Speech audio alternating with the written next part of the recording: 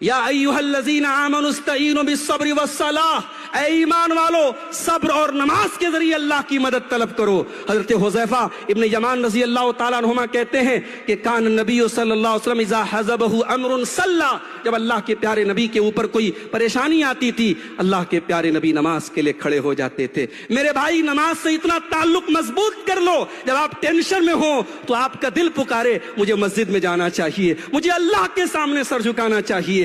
میرے نبی کی زندگی کا مطالعہ کرو میرے بھائی، پیارے نبی کی زندگی میں کتنی تکلیفیں آئیں، کتنے غم آئے، کبھی نماز پڑھنا بھی آپ کے لیے دوبھر کیا گیا، کبھی اللہ کی بارگاہ میں سجدہ کرنا بھی آپ کے لیے دوبھر کیا گیا، اور کبھی آپ کو گالیاں بھی دی گئیں۔ اللہ اکبر۔ وہ نبی کے جو رحمت کائنات تھے، اس نبی کو شاعر کہا گیا، پاگل کہا گیا، جادوگر کہا گیا، کذاب کہا گیا۔ اس نبی نے یہ گالیاں کس کے لیے صحیح ہیں میرے بھائی؟ اس نبی کو ہمیں تو بچوں کا غم ہے، ہمیں تو پریوار کا غم ہے، ہمیں روزی روٹی کو غم ہے، میرے نبی کو کیا غم تھا؟ فَلَعَلَّكَ بَاخِعٌ نَفْسَكَ عَلَىٰ آثَارِهِمْ إِن لَّمْ يُؤْمِنُوا بِهَٰذَا الْحَدِيثِ أَسَفًا۔ اے نبی آپ کو تو غم اس بات کا ہے کہ لوگ جلدی سے ایمان لے آئیں، لوگ مومن بن جائیں، لوگ اللہ کے فرما بردار بندے بن جائیں۔ اے نبی یہ غم تو آپ کو اس قدر لاحق ہے کہ کہیں آپ اپنی جان نہ دے دیں۔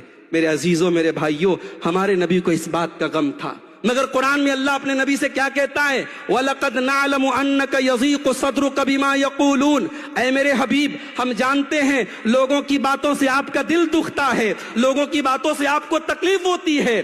فَسَبِّحْ بِحَمْدِ رَبِّكَ وَكُن مِّنَ السَّاجِدِينَ۔ تو اے میرے نبی آپ اپنے رب کی تسبیح بیان کیجئے اور سجدہ کرنے والوں میں سے ہو جائیے۔ وَاعْبُدْ رَبَّكَ حَتَّىٰ يَأْتِيَكَ الْيَقِينُ، اور اپنے رب کی عبادت کیجئے یہاں تک کہ موت آ جائے۔ میرے بھائی نماز آپ کو سکون دے گی، نماز آپ کو سکون دے گی۔ اپنی زندگی کا پارٹ بنا لو نماز کو، اپنی زندگی کا لازم حصہ بنا لو۔ مرتے دم تک، جب تک آپ کی سانسیں چل رہی ہیں، نماز میرے بھائیوں ہم سب کے اوپر فرض ہے، اس لیے نماز کو بھی اپنی زندگی کے شیڈیول میں شامل کریں، اس کے بغیر ہمیں غموں سے نجات نہیں مل سکتی۔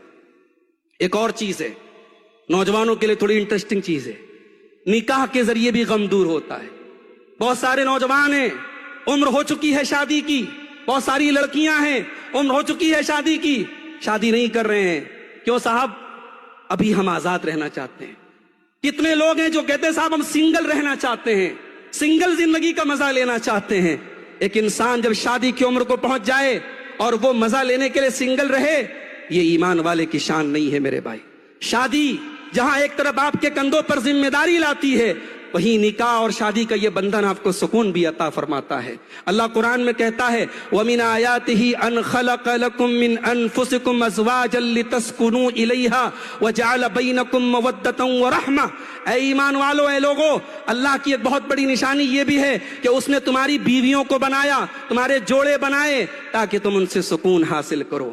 یہ سکون جو نکاح کے ذریعے حاصل ہوتا ہے، یاد رکھو وہ حرام رشتوں کے ذریعے کبھی حاصل نہیں ہو سکتا۔ ہم ایک ایسے دور میں زندگی گزار رہے ہیں جہاں زنا عام ہو رہا ہے۔ آج سیریلز کے ذریعے اور فلموں کے ذریعے اور ویب سیریز کے ذریعے معاشرے میں زنا کو عام کیا جا رہا ہے، اور بڑا ہلکا سے ایک لفظ استعمال کیا جاتا ہے، صاحب فلاں لڑکا تو ریلیشن شپ میں ہے، فلاں تو فلاں کے ساتھ ریلیشن شپ میں ہے۔ اللہ کی قسم، اسلام کی نظر میں وہ رشتہ ہی نہیں ہے جو حرام بنیادوں پر قائم ہو۔ اسلام مزہ لینے کے لیے اور شہوت پوری کرنے کے لیے نکاح کرنے کا حکم نہیں دیتا ہے، بلکہ جب نکاح کا حکم اللہ قرآن میں دیتا ہے، قرآن کے 5ویں پارے کے شروع میں، تو اللہ کہتا ہے محسنین غیر مصافحین۔ یہ نکاح اس لیے حکم دیا جا رہا ہے تاکہ تم اپنی بیوی کی ذمہ داری کو قبول کرو۔ تم نکاح کر رہے ہو، اس کی ذمہ داری کو قبول کرو۔ اسی لیے اسلام میں صرف شہوت پوری کرنے کے لیے نکاح نہیں ہے، بلکہ ایک دوسرے کی ذمہ داری کو پورا کرنے کا نام نکاح ہے۔ اسی لیے نکاح کا اعلان کرنے کا حکم ہے، نکاح پر ولیمہ کرنے کا حکم ہے۔ سیکرٹ طریقے سے، خفیہ طریقے سے ریلیشن شپ رکھنے کا نام نکاح نہیں ہے۔ نوجوانوں شادی کر لو، اپنی بچی